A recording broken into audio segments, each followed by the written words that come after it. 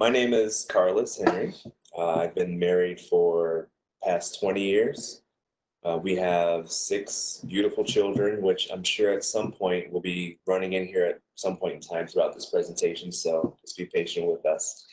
Um, the talk that I'm giving is, that's okay, COVID. I was going to homeschool anyway. So let me first off begin by saying that uh, I haven't really had I guess I should apologize and eat crow because for most of my life, as well as my marriage, we've said we would never, ever, ever homeschool, period. This is not something that we thought was in the best interest of everyone involved, the family, the kids, all that jazz. And I have to eat a lot of crow because the more and more I started learning about homeschooling and the more I started learning about um, just education system in general, basically led us to the resolution prior to COVID that we were going to homeschool the kids. And when I mention the kids, I should also share that their age ranges are from, well, my oldest just turned 18 and my youngest is 5. So also, let me just preface by saying anything that you guys want to bring up or questions, just feel free to either put in the chat or whatever have you. I kind of want this to be more conversational. That's usually the way I like to do talks anyway. Um, so let me go back to the story. Um, so that's why I say one of the reasons why I wanted to give this talk is because I had to eat a lot of crow, basically meaning go back on my word and just admit to folks that I really think, at least for our family, homeschooling is the best option. And it's just ironic that COVID happened, and I'll tell you a quick little story. COVID happened, and by that time we had already, from September to January, February, started accumulating all of our homeschooling materials that we're going to use for the year. And it really didn't make much sense for our kids to continue their education in the school system virtually because we had all the materials necessary to teach them and educate them in our shelves that we were going to use starting in the summer. So we ended up just pulling them out of school early and starting right away. So, reasons for homeschooling for us. I started learning more about just the education system in general, and at least my experience has always been that they tend to teach to the middle. And I'm not sure if you guys are familiar with that term, but with our children, we have some of our children excel in certain areas, meaning they are like top of the class, ready for the next level or next grade material and content. And then we have some of our children who struggle. We have some children who are actually who have dyslexia as well. So they need more time and need to be taught their materials differently than what was being offered at the time. So combine that with the fact that my wife started teaching last year. She has a teaching degree, but she's been a stay-at-home mom until last year. And last year, we moved the kids from one school to another. And the school that we moved them to, my daughter's class, who's a 5th grade, lost their teacher. So my wife became the pair teacher for 5th grade class. And she started noticing the same thing with the constraints on time. It was pretty much impossible to address all the various levels of kids that was in the classroom. She had some kids who were ready to move on, move ahead. She had some children who needed more time and she'd spend more time with them. And then she had the people that were right on course where they should be as far as what the Common Core education was saying. So she even tried to address that issue by coming up with creative ways for challenging the children that were way ahead, as well as keeping or addressing the challenges that children were facing that needed more help. And that just became exhausting. And it was not something that was maintainable. So with that, uh, that's what I mean when I say teaching to the middle. So typically schools are kind of designed to, if you don't fall within this certain range, it's not an optimal place to be taught, in my opinion. Okay? So it's a very opinionated talk, so just be prepared. Um, so we started learning more and more about homeschooling. And for me, I always thought of homeschooling as mom and dad, or mom or dad, sitting down with the kids every day for 8 hours, 7 a.m. to 3 p.m. So I guess it's not 8 hours, but 7 a.m. to 3 p.m. Right, right.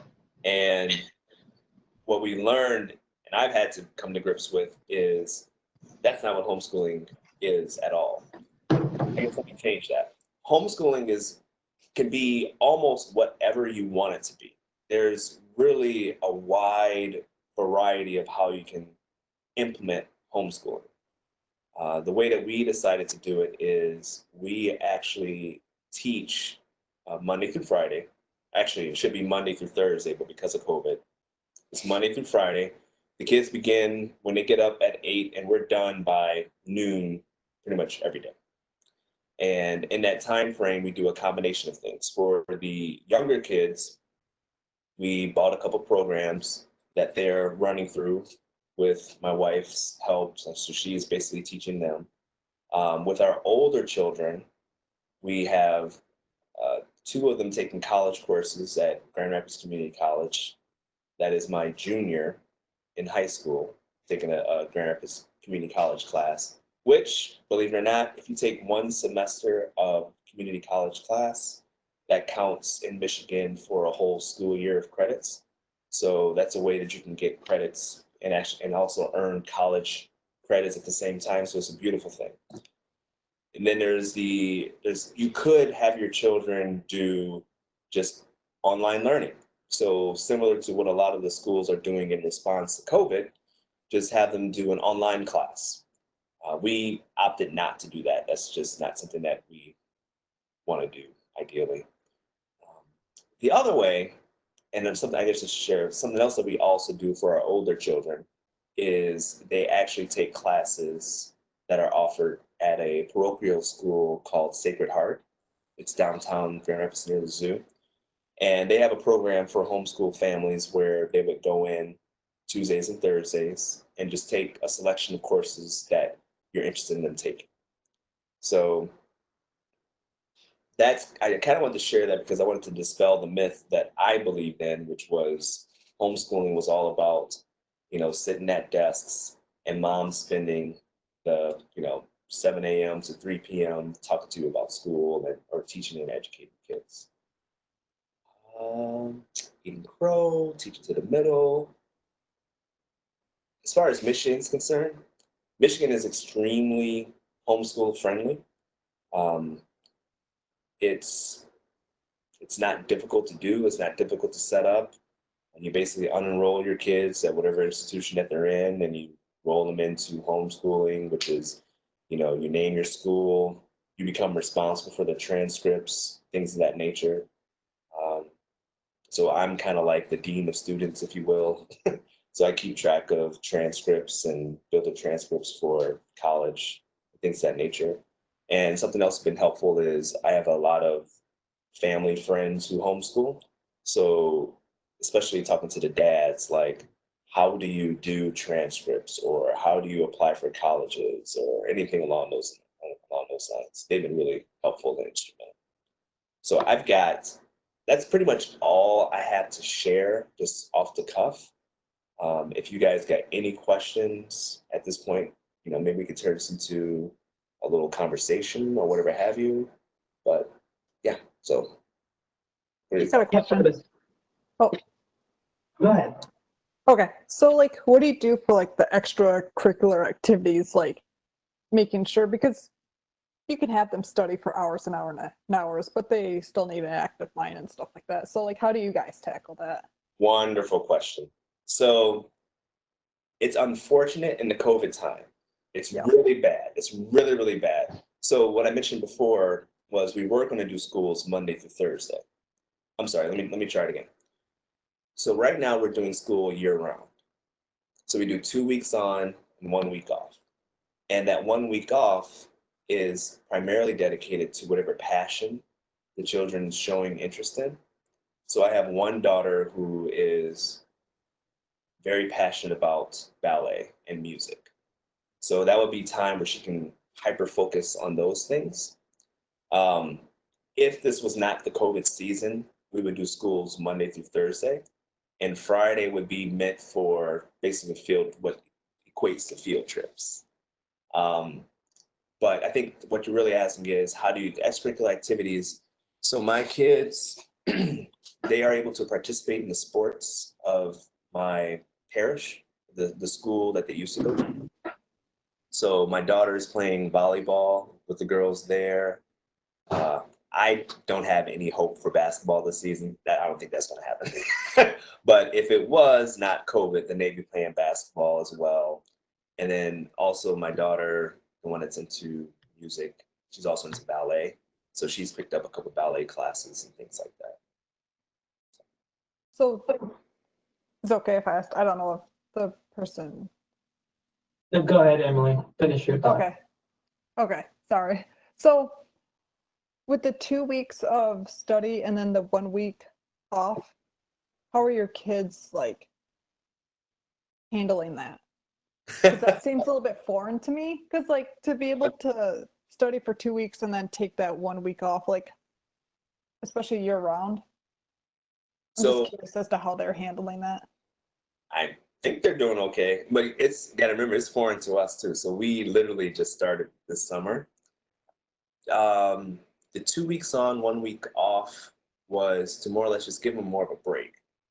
So one thing that we we kind of believe, if you will, is students lose so much at the end of the school year by taking the 3 months off and starting school all over again. Yeah. That first semester becomes more review than anything. And Oh, it's like, okay. why lose all that ground that you spent so much time and effort gaining just to lose it over the summer? So Okay. 2 weeks on, 1 week off, it just builds and builds on top of each other.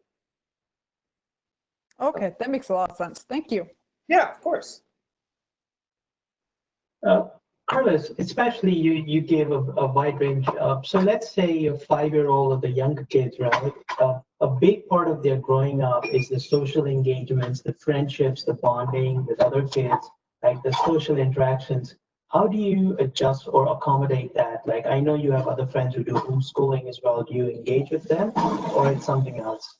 Yeah, so I can answer that two different ways. There's the if COVID wasn't around kind of way, and then since COVID isn't around. So we think it's really important for kids to be around other kids, um, and once again there is a pretty strong, big homeschool community here in Grand Rapids. There's co-ops, which is basically how to best describe a co-op. So we could, like I said, educate our children 100%. Or they actually build co-ops where multiple parents come together, each teaching a different subject, and then they meet together at a parish, or there's even a building here called the homeschool building. And that gives them interaction with other kids as well. And then similar to what Emily was asking, it's the getting them involved in extracurricular activities that's really helpful.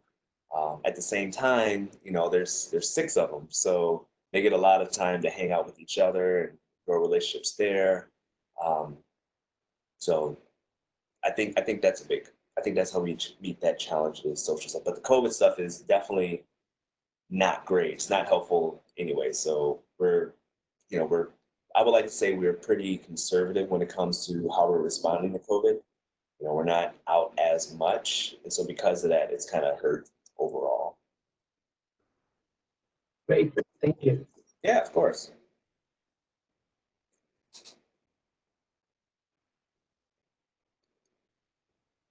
Anything. Put it all on. Is that Mike English?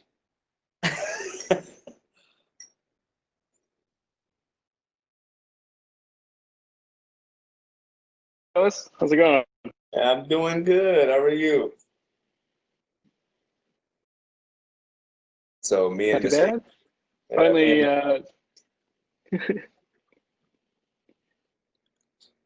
go ahead.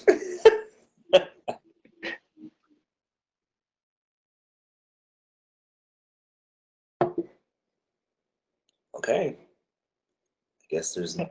any other Oh. questions? Oh, go ahead. So like for some kids, like obviously they excel in some like classes or subjects and not so much in others. How do you feel homeschool Oh, like yeah. Excellent help out with question. that?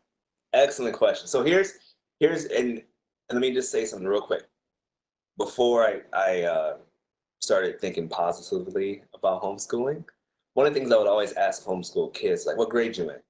And they wouldn't tell me, or they had no idea, right? Because just for that very reason right there, grades become, when I say grades, I don't mean like what you're scoring on tests, but your grade level, fifth grade, Yep. sixth grade, seventh grade, it becomes less important because it's more about addressing the needs of where they are. So, for example, my daughter, excuse me, my daughter who is in the 8th grade, she might end up taking, I'm throwing it out there, she might be ready for calculus. Well, they don't teach calculus in 8th grade, right? So, but we can do that because she's ready for it. Uh, Another one of my children who is in the 7th grade, let's just pretend, might not be ready to handle the literature that's required reading for 7th graders because they're dealing with a dyslexia issue. So for them, we give them the work and the challenges that's appropriate to where they are in their stage without, the social pressure from your classmates, everyone knowing that, okay, they got to get pulled out of class because they're, don't know what's going on or they're not able to keep up and all that jazz. Um, I'm sorry. I think I might have lost my train of thought with your question. You're going to ask me the question again? No, you're totally fine. So like when your kids have an issue with a subject, how do you guys overcome that? Good question. Good question.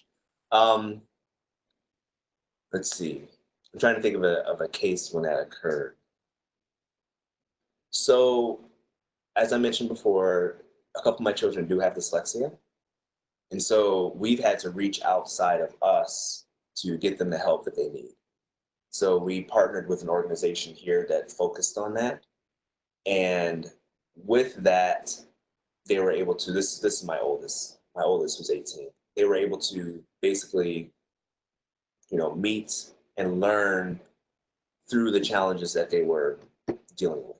So because of that, as a sidebar, we also bought that same program.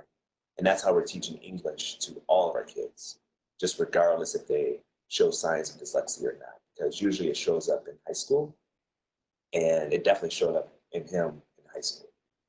So, yeah, I'm not afraid to ask for help. Yeah, we'll definitely get it for him. That's good.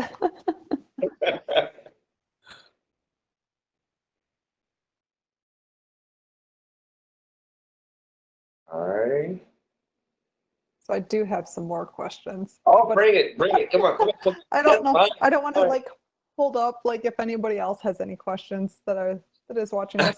But so you mentioned like there's no grade levels and stuff like that with homeschooling as opposed to like a public school setting. So how do you, I want to make sure that I leave this open-ended, but like as far as like your children's learning and like abilities to learn and stuff like that since they're being homeschooled now, have you seen a difference as opposed to when they were learning in a public school setting? Oh boy. Yes, I'm gonna try to stay on point this time. Um, let me rephrase a little bit again. So similar, just like college, high school is based off of credits, Yep. and you need, when you're ninth grade, you're supposed to say ninth grade English, 10th grade English, 11th grade English. But like in the case of my oldest son, who struggled because of dyslexia, he would not have been doing great in like the 11th grade or 12th grade English courses. So we needed to give him some help, but he would also be required to do that material. right? So that wouldn't be helpful for him, self-confidence wise, knowing he's struggling through this material. So instead, with the help that we gave him and through assignments that that institution gave him, we got credits that way. Um, you still do the ACTs. You know, he's going to be preparing for the ACT this year. He actually took a calculus class at GRCC, and we're wanting to do the ACT as soon as possible while that stuff is still fresh in his head. So you still do those types of things. Mm-hmm. And I also have a little bit of advantage because my wife does have a teaching degree, and I'm I'm leaning on that quite a bit as well. And there are plenty of books out there when it comes to homeschooling and making sure that everyone's on track and things like that. So good questions. Hey, Carlos. What about like, do they take a GED test at the end for a diploma, or what happens there? No GED.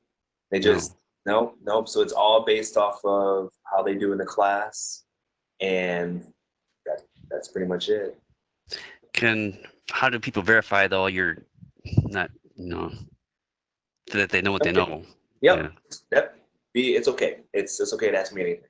Um, so verification, a couple things. They're all going to take the ACT, right? They will all take the ACT.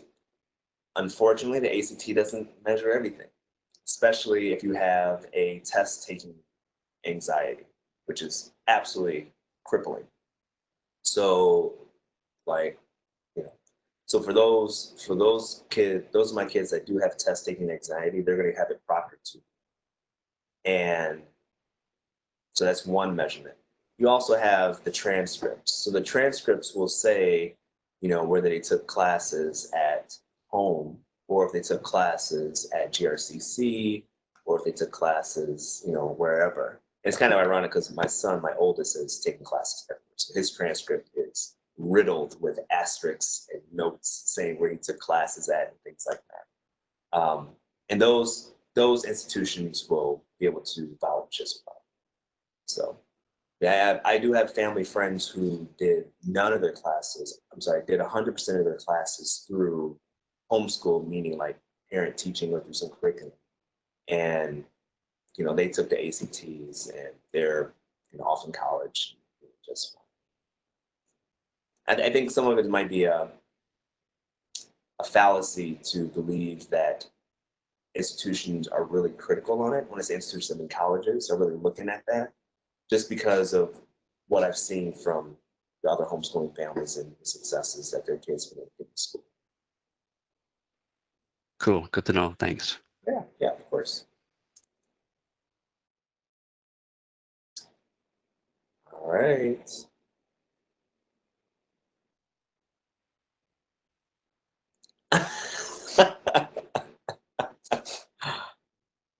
Emily, if you got more questions, it's fine.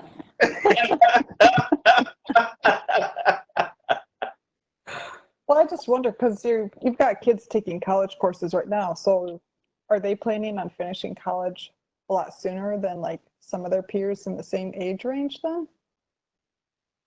They would be on track to finish college sooner. My 18-year-old is on track to finish high school in December. Mm-hmm. And he will already have, I think, 7 college credits, and he's probably pick up another 2 classes this semester. He's planning on doing volunteer work after graduating high school. So it's not that he will necessarily finish college sooner in his particular, okay. but it's possible. Yeah, it's possible if you're doing homeschooling, you're dual enrolled to homeschool and GRCC, for example, then you would have the credits and you'd be able to move forward. Okay. Yeah. And that's the dual enrollment that's available to anybody, not just homeschool. So you can do that in a public institution. I mean, so I did a little bit of dual enrollment back in high school, but that was like, I graduated back in 2008. So I just felt like being dual enrolled was a little bit harder because I went through a public school setting. So you kind of had to know what you're doing, like, and actively seek it out. Mm, the teachers didn't really provide it except for those that they thought would really excel in it. okay. Yeah. So like some of the stuff that I did, it was also after school Mm, classes. So that was one issue too. But for in my case, they were like art classes through Kendall. So, okay. Okay. I mean, it was nice to have that. But for like some of the other classes, like English or like math or something like that, to be dual enroll in that. It's like through a public school setting, I don't think that all the kids know that it's openly available to them. Yeah. Yeah. And to be honest, I didn't realize it either until, we're in the middle of it now. So Yeah. yeah. But thank you so much for doing this talk, by the way. Yeah. Yeah. Of course. Especially, yeah, especially with COVID happening and everything like that. Yeah. Yeah. And I'm actually shocked. None of my kids came running in here. Usually they do. All right. Well, if you got any other questions or anything, I'm sure somebody here will be able to contact me or has my email or any of that good stuff. Here, I'll just drop it in here real fast.